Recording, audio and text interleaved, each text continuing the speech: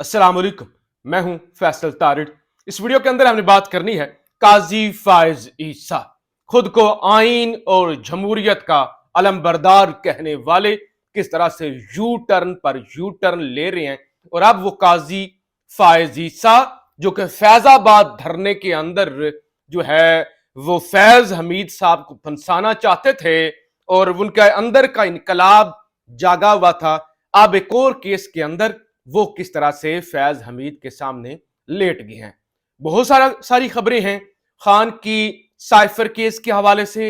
Lahore high court ने आज PTI को जलसा करने की भी इजाजत दी है।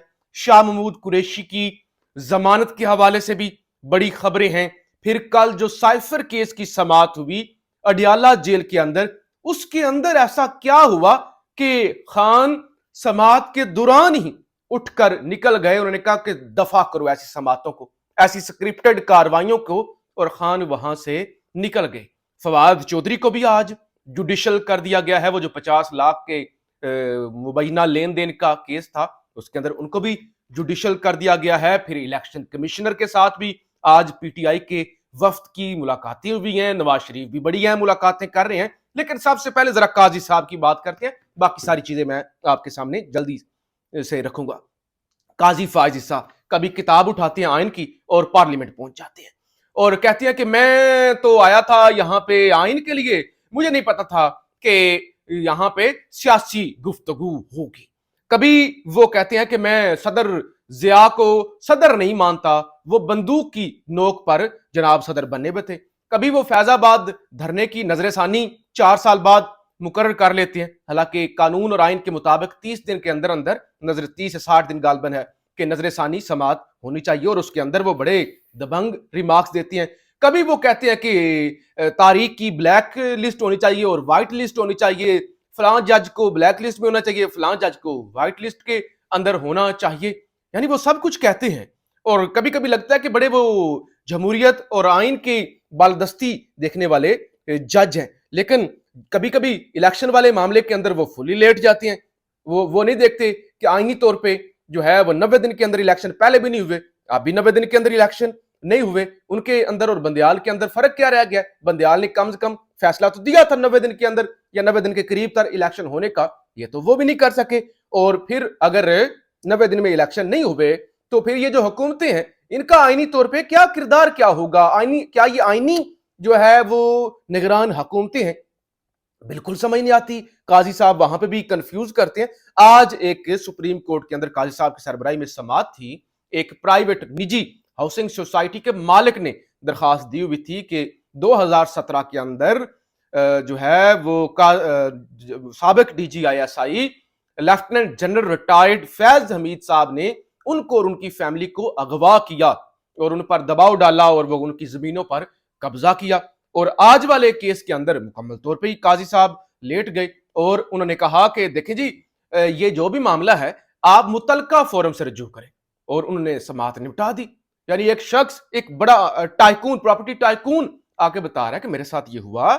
इतना मास्टर केस है कि वो बता रहा है कि ये सबूत है, इस तरह से जो है वो साबिक DGISI ने मुझे ब्लैकमेल किया, हमें 5 दिन अगवा करके रखा, हमारी जमीनों पर कब्जा किया।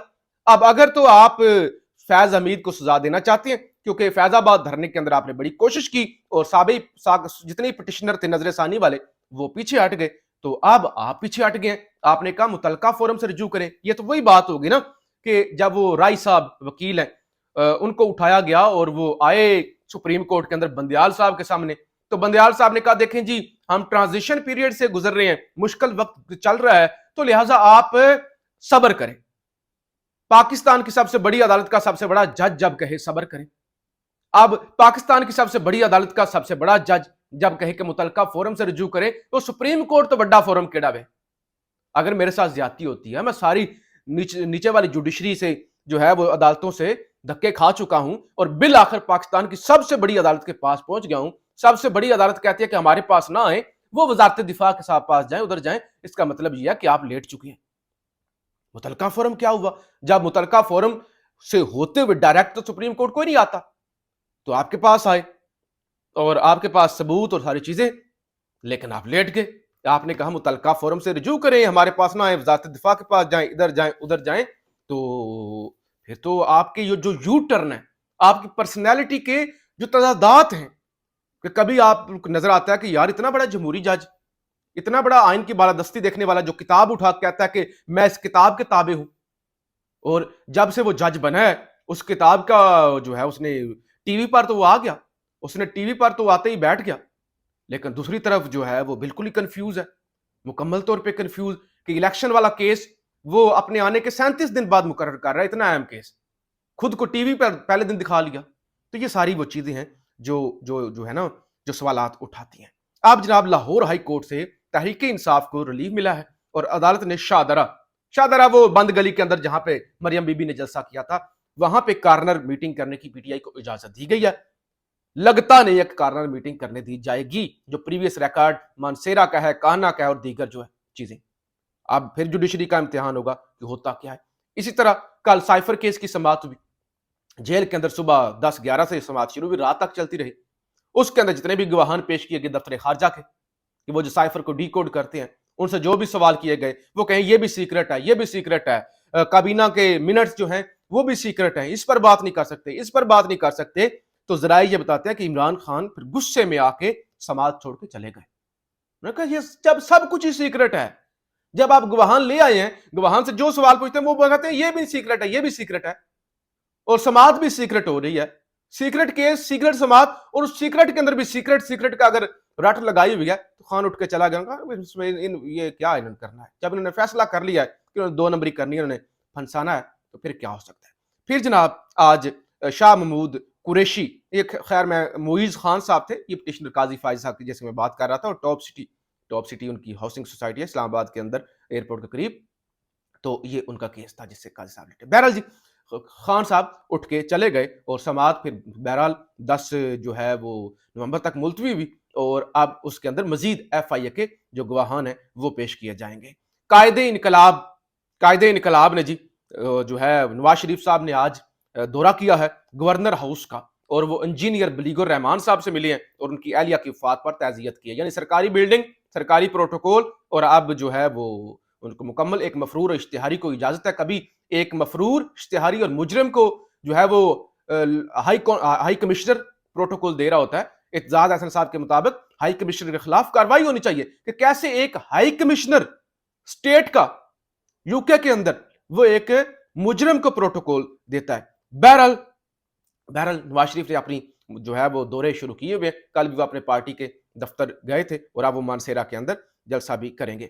شاہ محمود قریشی کی درخواست ضمانت سائفر کیس کے اندر سماعت کے حوالے سے سماعت جو ہے آج ہوئی، وکیل شاہ محمود قریشی بھی پیش ہوئے، علی بخاری صاحب، اور اس کے علاوہ جو ہے وہ پراسیکیوشن بھی پیش ہوئی۔